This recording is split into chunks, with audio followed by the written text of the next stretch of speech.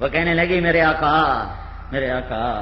اگر اس کو مجھ سے پیار نہ ہوتا تو مجھے مسلح پہ نہ بٹھاتا، تجھے چارپائی پہ نہ سلاتا۔ پھر وہ کہنے لگی میرے رب تیرا میرا راز فاش ہو گیا ہے، میں نہیں اب رہنا چاہتی، مجھے اٹھا لے۔ اس کی چیخ نکلی اور جان نکل گئی۔ محمد بن حسین فرماتے ہیں میں بڑا رنجیدہ ہوا، صبح ہوئی تو میں گیا بازار اس کا کفن خریدنے، پہلے کفن لے آؤں پھر اس کے غسل کا انتظام کروں مستورات کے ذریعے سے۔ لیکن جب میں گھر پہنچا ہوں تو میں نے کیا دیکھا، وہ کفن میں لپٹائی پڑی سبز کفن اس کو پہنایا ہوا اور اس پر لکھا ہوا تھا الا ان اولیاء اللہ لا خوف علیہم ولا هم یحزنون۔ یہ لا الہ الا اللہ دل میں اترتا ہے اور اس سے آنسوؤں کا پانی ملتا ہے اور اللہ کی اطاعت کا اسے غذا ملتی ہے، تو پھر کیا ہوتا ہے، پھر محمد الرسول اللہ صلی اللہ علیہ وسلم کی زندگی ایک خوبصورت درخت بن کے باہر نکلتی ہے۔ یہ داڑھی پہلے اندر آتی ہے پھر چہرے پر آتی ہے، پہلے اندر عشق رسول پیدا ہوتا ہے، پھر حلیے بدلتے ہیں، پھر نظام بدلتے ہیں، پھر تجارتیں بدلتی ہیں، پھر زراعتیں بدلتی ہیں، پھر سب کچھ بدلتا ہے۔ جب لا الہ الا اللہ دل میں اترتا ہے تو محمد الرسول اللہ صلی اللہ علیہ وسلم ایک خوبصورت زندگی بن کر، ایک سایہ دار درخت بن کر، ایک ٹھنڈی چھاؤں بن کر، ایک مہکتا پھول بن کر پوری زندگی پہ نمایاں ہو جاتا ہے۔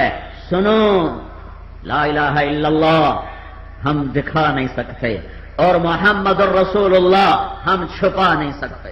چھپا سکتے؟ 10 لاکھ عورتیں بیٹھی ہیں، ایک اس میں پردہ دار عورت بیٹھی ہے، پتہ چلے گا کہ نہیں چلے گا کہ یہ محمد مصطفیٰ کی ماننے والی ہے؟ پتہ چلے گا کہ نہیں چلے گا؟ لا الہ الا اللہ نظر نہیں آتا، محمد الرسول اللہ چھپ نہیں سکتا۔ لا الہ الا اللہ کو دلائل سے بتانا پڑے گا کہ میں توحید والا ہوں، اور محمد الرسول اللہ کو بتانے کے لیے دلیل کوئی نہیں ہے، وہ نظر آتا ہے، وہ چال میں، گفتار میں، نشست میں، برخاست میں، ترازو میں، عدالت میں، کرسی پر، منبر پر، محراب میں اور تخت شاہی پر، وہ ہر جگہ اس کا جلوہ ہے، نہیں چھپ سکتا۔ لا الہ الا اللہ کو بتانے کے لیے کوئی دلیلیں دینی پڑیں گی، لیکن محمد الرسول اللہ صلی اللہ علیہ وسلم جب زندگی بن کر وجود میں اور کاروبار میں اور زندگی کے ہر شعبے میں آئے گا تو پھر دلیل نہیں دینی پڑے گی، پھر پتہ چلے گا کہ یہ محمد ہی ہے۔ محمد اشفاق مرحوم رحمت اللہ علیہ ڈرامہ لکھنے والے بہت بڑے ادیب، میرا ان سے بہت اچھا تعلق محبت واسطہ۔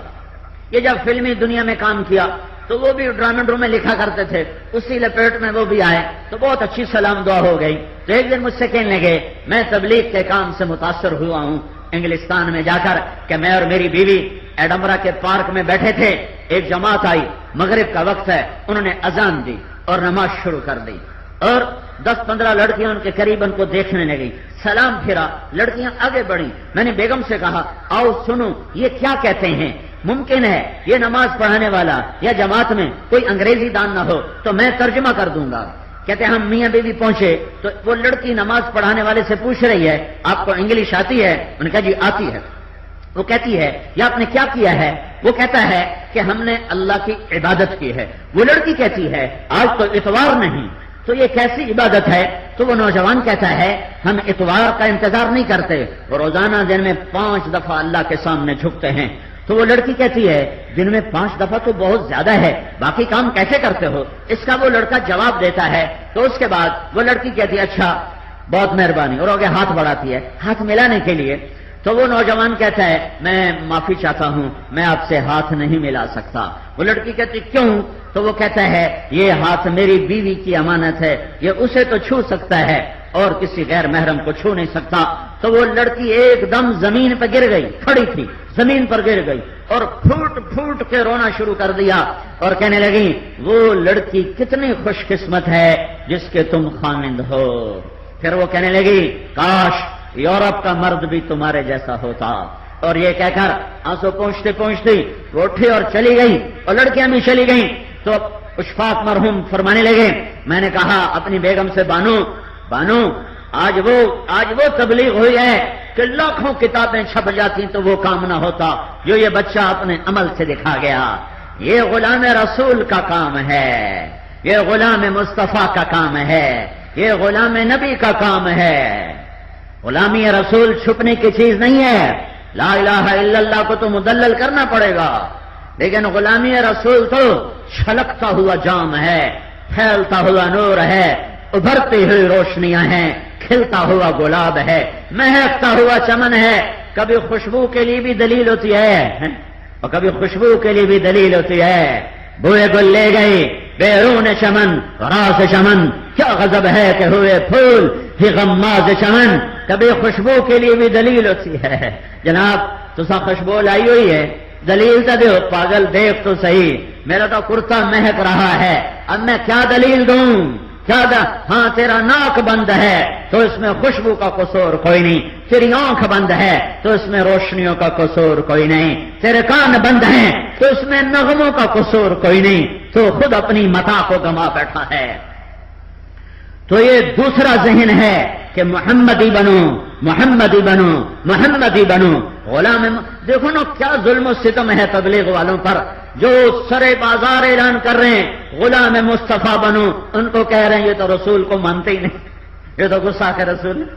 کیا ظلم و ستم ہے میرے بھائیو! تو ساری دنیا کو بتا رہے ہیں کہ دنیا اور آخرت کی نجات کا دار و مدار نہ حسب پر، نہ نسب پر، نہ شکل پر، نہ مال پر، نہ ملک پر، ایک ایک ایک ایک محمد مصطفیٰ کی غلامی ہے تو کامیاب ہو، اگر محمد مصطفیٰ کی غلامی نہیں ہے تو ناکامی ہے، اس جہان میں بھی اس جہان میں بھی۔ میرے اللہ کا سب سے پسندیدہ، میرے اللہ کا سب سے محبوب، میرے اللہ کا سب سے پیارا ہے آدم تو کل کی بات، یہ تو یہ رنگوں کے بارے میں مشہور، آدم تو کل کی بات ہم سے پہلے سے تھے، تو یہ تو لے تو میرے نبی پر بات صادق آتی ہے۔ کیسے؟ ہاں تم پہلے قرآن سے سنو پھر حدیث سنو۔ اللہ کہتا ہے یاسین والقرآن الحکیم انک لمن المرسلین، مجھے قسم ہے قرآن حکیم کی تو میرا رسول ہے۔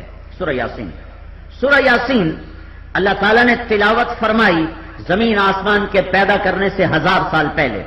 نہ زمین نہ آسمان، نہ زمین نہ آسمان، نہ زمین نہ آسمان، نہ فرشتے نہ انسان، اور میرے اللہ کہہ رہے ہیں، میرا اللہ کہہ رہا ہے مجھے قسم ہے قرآن حکیم کی، سامنے کوئی ہستی ہے جس کا تو میرا رسول ہے، تو میرا رسول ہے، کوئی سامنے ہے، اگر کوئی سامنے نہ ہوتا تو قرآن کہتا انہو وہ